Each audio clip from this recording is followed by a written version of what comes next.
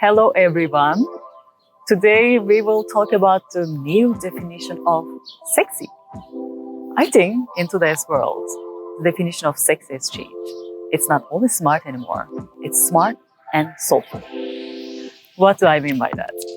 So, as someone whose upbringing has been heavily influenced by the Western traditions or Western training and coming from a scientific background, I always appreciated the scientific approach, the approach where we can really use our minds and rational thinking to justify, to understand the world, to make sense of the world as well. Which is beautiful because using our minds and intellect can definitely help us to be practical in life, to really create things in life as well. So when we look into most of the smart people in the world, they are really very successful people in worldly standards because they know how to work with the worldly rules of the game and they know how to put things together. They usually have a very structured methodological approach for life. They can really break down problems and then put them into very clear steps to achieve. Thus comes the success, which is wonderful and smart.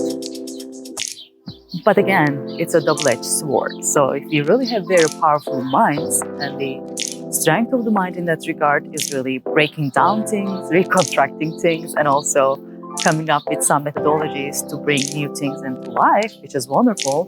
But because of that power, if we cannot really balance that power with the power of our hearts, with the power of our souls, with a more holistic approach, it can also break down everything. And probably you might also realize that most of the smart people sometimes lose that balance. They criticize everything. They always have a question mark about anything and everything.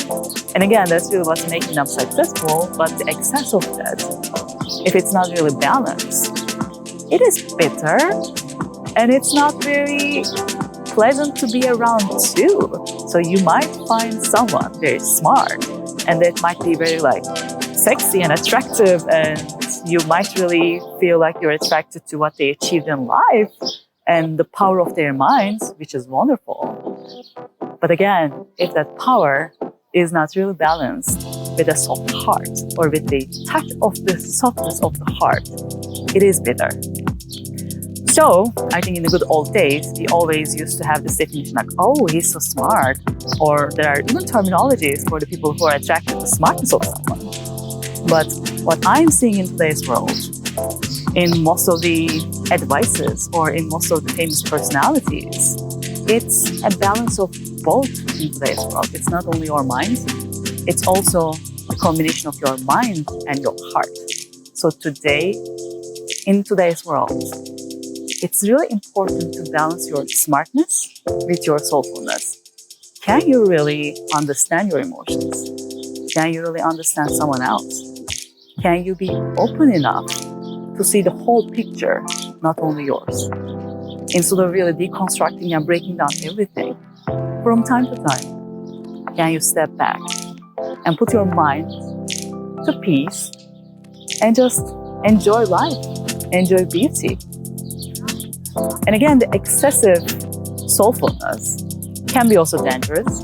And sometimes if you look into our standard definition of success, it might counteract actually standard definitions. Because most of the soulful people, they just enjoy life so much that they might not really have the urge and drive that a smart person might have. So again, excessive amount of soulfulness might not be also what we only need in life. Because yes, we need to sometimes ease the mind, rest in that universal peace or whatever you name it.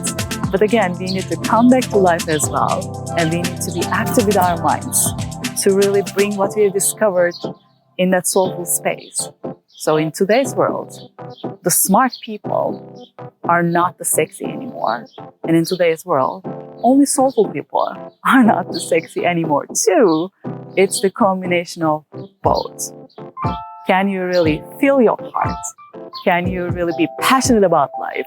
Can you really sometimes put your mind to its space and just enjoy life? But also, can you come back to life and live your life in a way that you create beauty more, you create more excitement for yourself or others too. So it's the perfect combination of the heart and the mind working in synergy, working in harmony, and actually creating the best potential for human beings as well. So in today's world, I think the new definition of sexy are the people who can really use their hearts and put their minds in the service of their hearts. So they can enjoy life, they can live life to their fullest potential, but they can also be present in life and they can create more prosperity for all as well. Would you agree? What's your definition for the new sexy? See you next time.